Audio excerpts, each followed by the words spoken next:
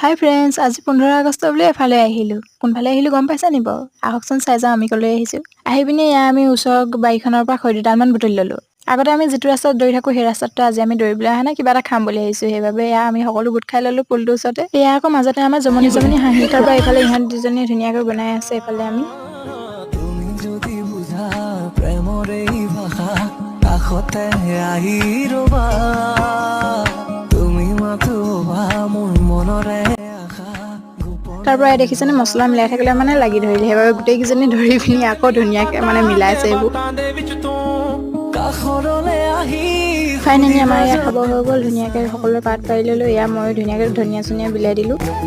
মোৰো মন আছে জানা ভাল পাবলৈ শেষত খাবলৈ চানা আছিলে আৰু ইয়াত ঠাণ্ডা দুটা আছিলে। আৰু ঘৰত আহি পিনি কি খালোঁ আপোনালোকে দেখিছে। সকলোৱে হয়তো চিনি পাই ক'ব নালাগে। আজিলৈ ভিডিঅ'টো ইমানেই আছিলে। Thank you and bye by.